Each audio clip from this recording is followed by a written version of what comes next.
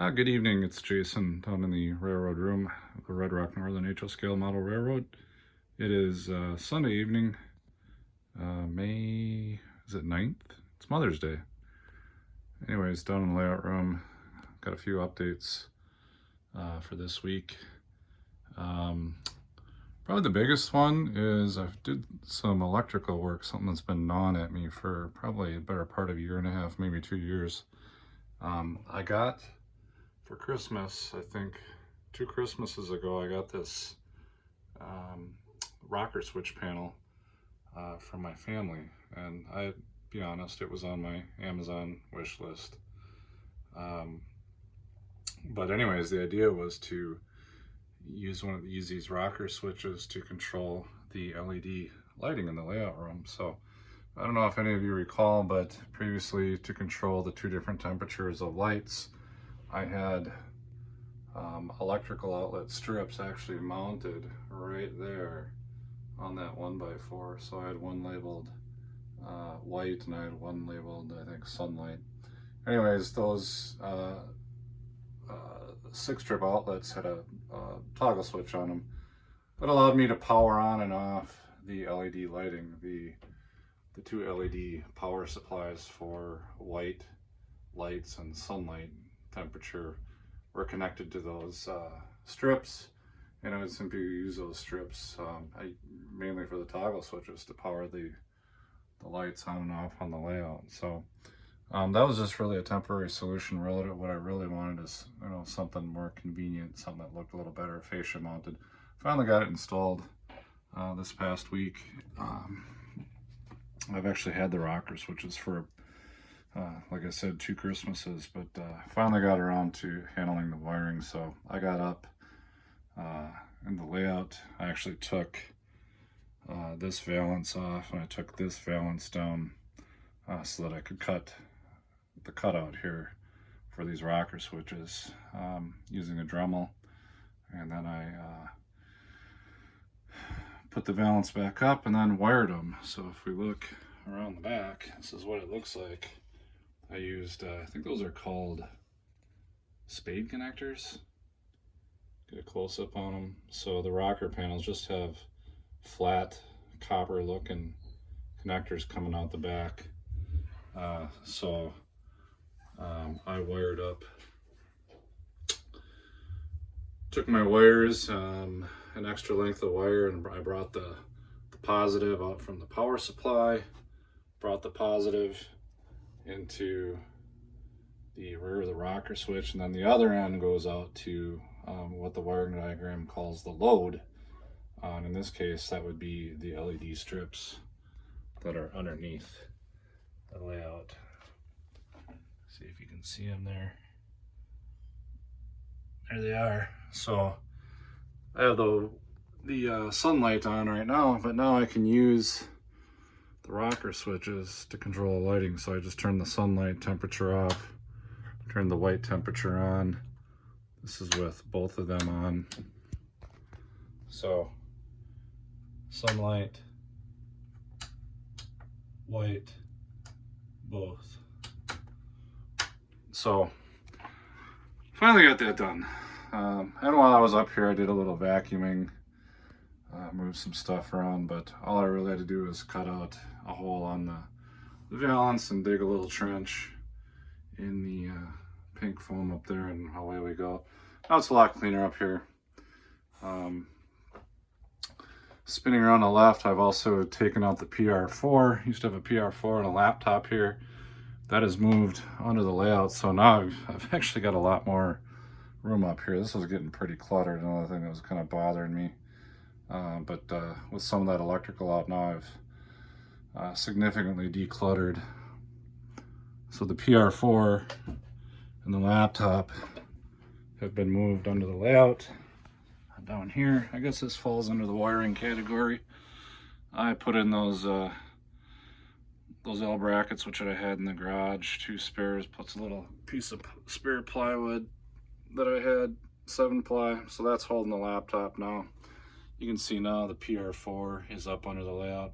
I still got the UR92 up there. I haven't completely resolved all the problems with my UR93, the new UR93 that I just bought, and my duplex throttles. So in fact, as part of that, I tried flashing the firmware on one of my DT402D duplex super throttles, and it is bricked. It is no longer functional. The firmware update pretty much jacked it up. I got 8 dim boxes on the throttle, and now it's unusable. I've tried updating the firmware on it probably 30 times. Eventually it's supposed to work. You know, it's kind of hit or miss. That's what they tell me, but I'm sick of trying now. I sat down here for hours trying to update the firmware using different baud rates, with the throttle connected into different LocoNet spots, and it just doesn't want to update. So I opened a ticket with Digitrax, and they basically said if I want to mail the throttle in, they'll take care of it for me. So I'm probably just going to do that. I'm done wasting my time on it. So once I get the firmware updated with that, the test was to see if that updates the communication issue with the new UR93. I've got the UR93 for the most part working now. The only thing that does not work is I can't select or acquire a locomotive while the duplex throttle is untethered. Okay, it's really weird. I have no problems with doing that with the UR92. The duplex throttles are fully functional, but with the UR93, if I want to acquire a new locomotive, I have to physically plug in the RJ12 connector to one of the panels on the layout to acquire the locomotive. Then I can untether again. So I don't think that's supposed to be how it works. That's definitely a step backwards in functionality compared to the UR92. So I'm trying to get full use out of this UR93, which I just paid $100 for. So as it was, I had to get rid of my LNWI, which was very incompatible with the UR93. I spent another probably 2 hours trying to get those two to work. There's a bunch of tricks you have to, or hoops you have to jump through. Put them on the same channel, the UR93 and the LNWI on the same channel, set the same channell name, which Digitrax didn't even bother telling me. Finally, I said, I'm so sick and tired of farting around with it. I retired the LNWI after only about 1.5 years of very light use, and I set up a permanent lap down here, one of my kids' old laptops, and we're just going to run Wii Throttle for Wi-Fi access. I'm done pissing around with it. So if anybody wants to buy a very lightly used, gently used, excellent shape LNWI, it's sitting right down there. It's for sale. It's also for sale on a local Minnesota Railroad Trains Facebook group, but just let me know. Cut you a little deal on it, but it's very lightly used and in great shape. All right, enough of the electrical talk, I think. I'm gonna try to keep this short. Worked on a little bit of scenery. So if we go around the retaining wall, put some scenery up here. So this was barren before. Put some bushes up there. Really mostly to cover, I kind of started out just to kind of cover some gaps. You can see a little gap there. Really just to kind of try to mask some of that. But I thought, well, since I got the glue out and the scenery, I'll just put, spruce this up a little bit. Again, if you look on the right side of the track, right above the retaining wall, put those bushes in. And then I also put, started to get some bushes in the entire length on the far side of the track there to cover up that gap that was visible, or that transition from the track right away to the backdrop. I also put some scenery in here, spruce this up a little bit, some bushes, some deadfall, because this area here was just some ugly yellow earth blend. And again, put some green shrubbery up on top of that retaining wall just to kind of cover kind of an ugly seam that was visible between the retaining wall and the scenery work. I think that's actually about it. I spent actually a couple hours yesterday putting 4 new headlights into these MP what are these, MP15 ACs? These belong to a friend of mine, Gary Carlberg. He burned out the front headlights on these locomotives, so I replaced the bulbs. Those are a hard solder, pretty small work in there, but I got my fine tip soldering iron out and took the old bulbs out, cut the new ones to length, put heat shrink tubing on them, and put them in.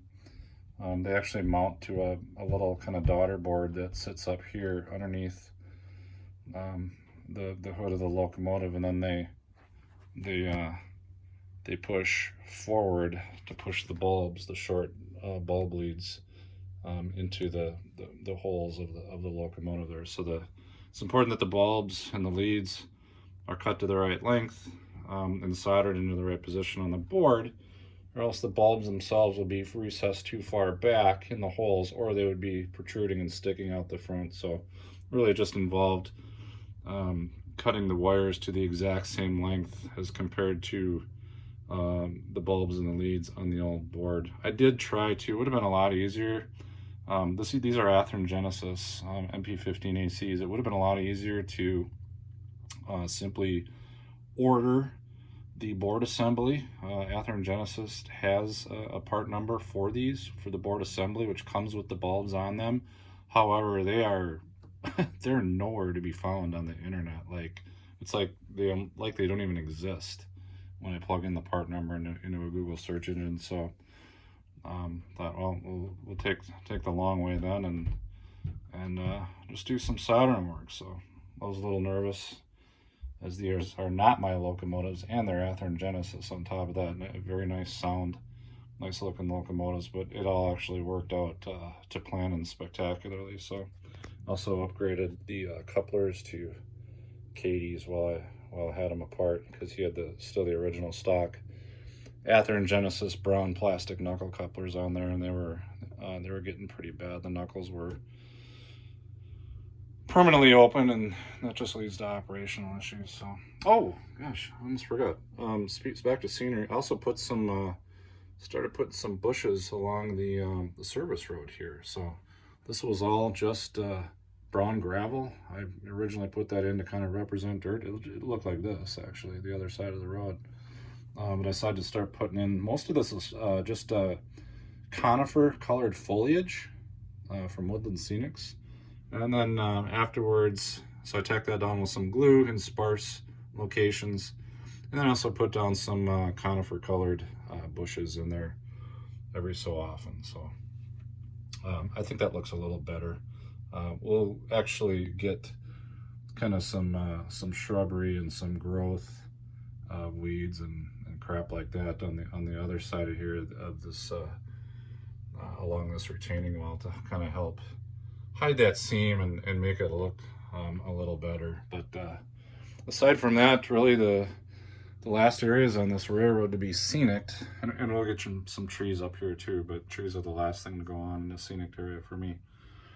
We got to get this area back here for Centennial Mills, spruce up that scenery a little bit. I have an idea to put in an apple tree farm in there. My family likes to pick apples in the fall. It's kind of a family tradition, and I found some apple trees at a train show. They're a little toy-like looking, but this isn't a professional railroad. But I want to try that scene out, put in a couple rows of apple trees, and maybe find some figures of people, a young family picking some apples. And then this area up at here, Summit, coming from Champion Mine over to Centennial Mills. We got to get this right away. This still has Scenery 1.0 on it, so we'll get some more bushes in there, and I think I can even fit some trees or half trees in the back. I'll cut the back sides off so they fit flush against the backdrop. But we'll get this looking a little better, and probably get some stuff over here, some shrubbery, get that looking just a little bit better. Maybe I'll even paint the top of this retaining wall gray, so you don't see that kind of that wood color there. But other than that, I guess the only thing to note, if you have a keen eye and you've been following the railroad, there have been cars on this railroad for probably the last 9 months in the same position. It's been about 9 months since I've had an op session between COVID and hockey schedule and my daughter's diving and all that.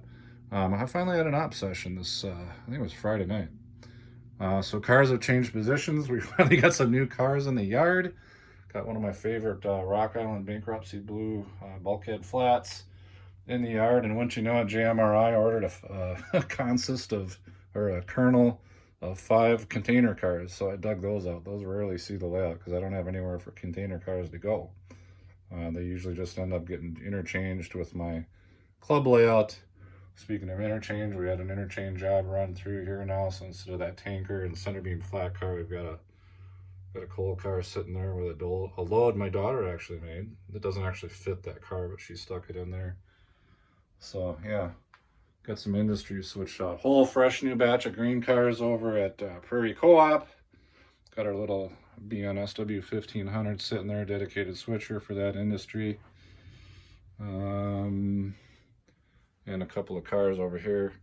Box cars are box cars on my layout, so that's why you see at a freight house, you see a long, what is it, 90-foot auto parts car. So JMRI doesn't know the difference. Any box car can go to the freight house, and right now that's all right for me because I don't have any automotive industries on my layout. So, but it's Burlington Northern, so I bought it. That's my road.